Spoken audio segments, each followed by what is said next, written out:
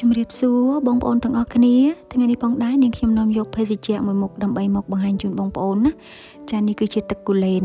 ប្រសិនបើបងប្អូនចង់ដឹងថានាងខ្ញុំធ្វើបែបម៉េចសូមទៅតាមដានទស្សនាទាំងអស់គ្នា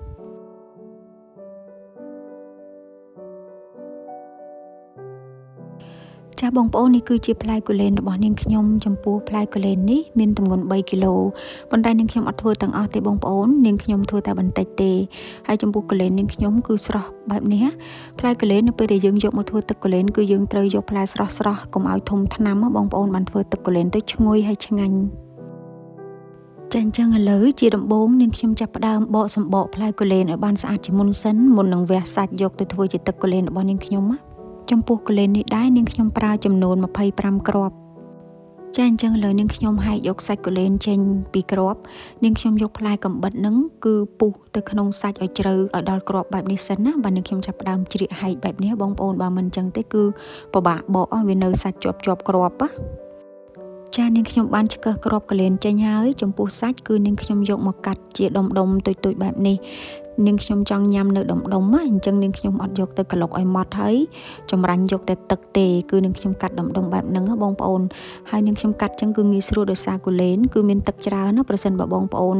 ចង់ចិញ្ច្រាំក៏បានដែរគ្រាន់តែថាបើយើងចិញ្ច្រាំលើជ្រុញធ្វើឲ្យគូលែនហ្នឹងហៀទឹកលេលាក់អញ្ចឹងណាតែបើកាត់ដូចនាងខ្ញុំគឺស្រួលព្រោះនាងខ្ញុំចង់ញ៉ាំទឹកគូលែនដែលនៅផ្លែសាច់ដុំអញ្ចឹងណាពីព្រោះទឹកគូលែនខ្លះគឺម៉ត់គេយកតែ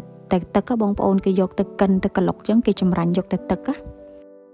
ចាផ្លែគូលែននាងខ្ញុំកាត់រួចរាល់ហើយតែអត់ទាន់ត្រូវចិត្តទេនាងខ្ញុំចង់បានទូចល្អិតជាងនេះអញ្ចឹងនាងខ្ញុំយកមុខកន្ត្រៃមកជ្រឹបបែបនេះបន្ថែមទៀតរហូតតតែគូលែនរបស់នាងខ្ញុំម៉ត់ត្រូវចិត្តហើយទើបនាងខ្ញុំយក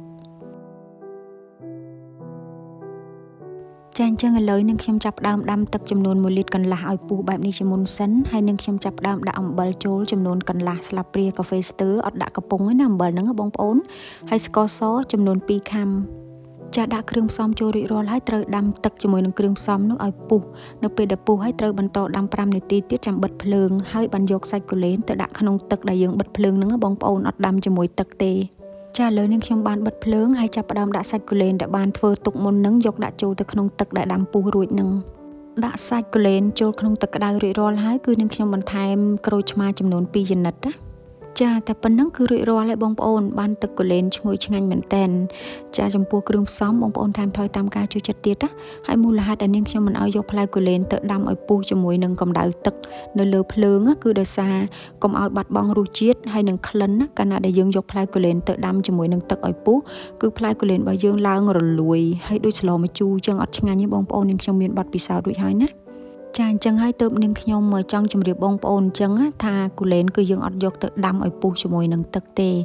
ដូចនាងខ្ញុំជម្រាបអញ្ចឹងធ្វើបែបដូចនាងខ្ញុំនឹងគឺបានទឹកគូលែនស្រស់ឈ្ងុយហើយឆ្ងាញ់ណាបងប្អូនចាឥឡូវគឺបានរួចរាល់ហើយបងប្អូនទឹកគូលែនស្រស់របស់នាងខ្ញុំ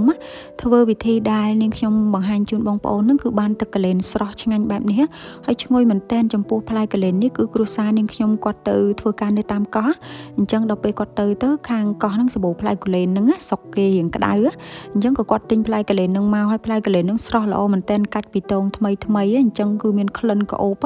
ខុសពីគូលែនទិញនៅតាមផ្សារគឺគេត្រាំថ្នាំអញ្ចឹងធំរៀងថ្នាំបងប្អូនធ្វើទឹកគូលែនក៏អត់សូវឆ្ងាញ់ដែរ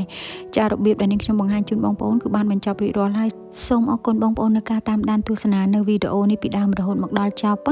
ចាអញ្ចឹងក្នុងគណៈពេលនេះនាងខ្ញុំសូមអរគុណសូមគោរពជម្រាបលាជួបនាងខ្ញុំនៅឱកាសក្រោយទៀតចាអរគុណ